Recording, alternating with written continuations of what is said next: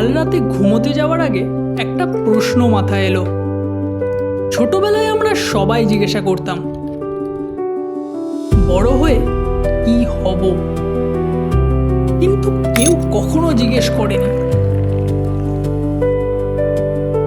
বড় হয়ে কোথায় যেতে চাই।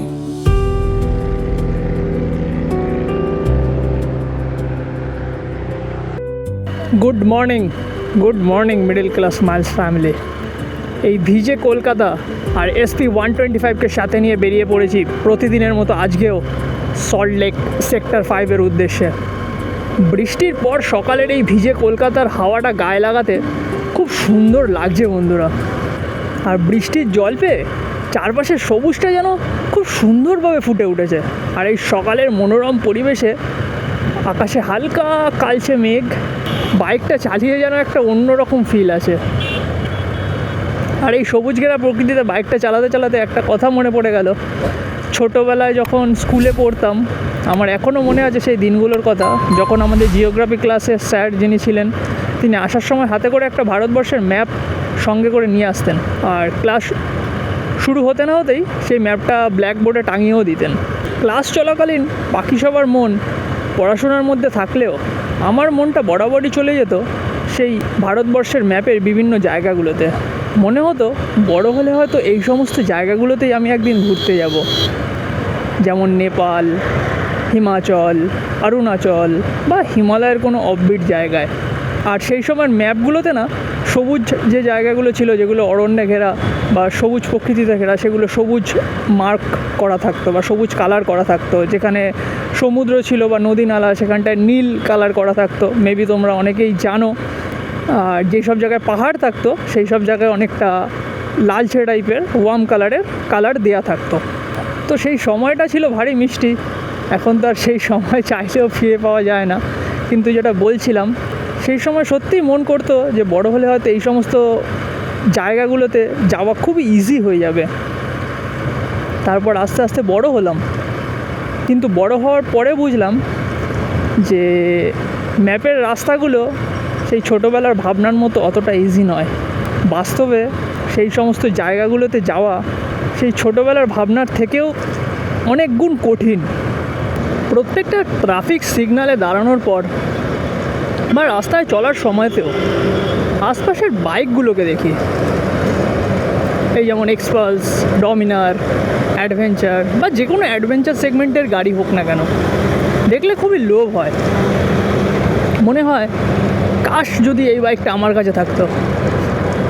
কিন্তু শত ইচ্ছা থাকলেও সেইগুলো নেওয়ার সামর্থ্য এই মুহূর্তে নেই। তাই কোনো রকমে নিজের মনটাকে ধামাচাপা দিয়ে ঠান্ডা করে রাখতে হয়, এই আর কি। তবে বাইক দেখার সাথে সাথে প্রত্যেকটা বাইক চালকের দিকেও নজর যায়। তারাও যেন কোনো এক মায়াজালে আবদ্ধ হয়ে আছে। এদের মধ্যেও কেউ হয়তো আমাদেরই মতো কিছু না কিছু করতে চায়। হয়তো কেউ বড় বিজনেসম্যান হতে চায়, বা কেউ ফুটবল খেলতে চায়, বা কেউ গিটার বাজাতে চায়, আর কেউ বা আমাদের মতন ট্রাভেল করতে চায়। তবে শত ইচ্ছা থাকলেও প্রতিদিন সবাই আমাদেরই মতো এই ইচ্ছার বিরুদ্ধে গিয়ে সকাল হলেই যেন অফিসের দিকেই ছুটে যায়। মনে হয় সত্যিই যেন কোনো এক জালে আবদ্ধ হয়ে আছে। কেউ তাদের ইচ্ছাগুলোকে ডানা মেলে উঠতে দিচ্ছে না, যেন পেছন থেকে ধরে রেখেছে। আর এ সত্যিই যেন এক ইঁদুর দৌড়। এখন তবে একটা জিনিস শিখেছি, স্বপ্ন পূরণ করতে গেলে সবসময় বড় স্টেপ নিতে হয় না। কখনো কখনো ছোট ছোট স্টেপগুলোও যথেষ্ট। এই যেমন আজকে আমি অফিস যাচ্ছি, ব্লগ বানাচ্ছি, হয়তো এটাই আমার কোনো না কোনোভাবে সেই সমস্ত বড় স্বপ্নের দিকে এগিয়ে যাওয়ার জন্য একটা ছোট পদক্ষেপ।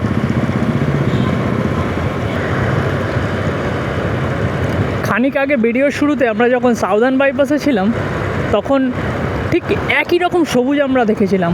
আর এখনও ঠিক চারপাশে ঠিক একই রকম সবুজ। আশপাশের এই সবুজগুলো দেখতে না মন জুড়িয়ে যায়। সমস্ত অনিচ্ছা, বাধা, ডিপ্রেশন সব কিছুই যেন এই সবুজের মধ্যে গাড়ি চালিয়ে একটু হলেও কমে যায়। বর্ষার মরশুমে ওপরে হালকা কালচে মেঘের সাথে এই সবুজ ঘেরা প্রকৃতির মধ্যে দিয়ে কলকাতার ভেজা রাস্তাগুলোতে বাইক চালাতে কিন্তু একটা অসাধারণ ফিলিং হচ্ছে বন্ধুরা। আমি জানি না এই ভিডিওটা কতদিন পর কে কে দেখবে, আদৌ কেউ দেখবে কি না, কিন্তু যেদিন আমি প্রথম হিমালয় রাইড করব না, সেদিন ফিরে এসে আমি এই ভিডিওটাই দেখব। আর নিজেকে বলবো,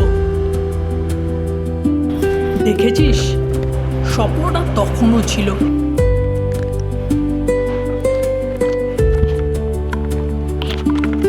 আর যদি তুমি এই ভিডিওটা দেখছো, তাহলে একটা ছোট্ট প্রশ্ন তোমার জন্য, তুমি আসলে কোথায় যেতে চাও?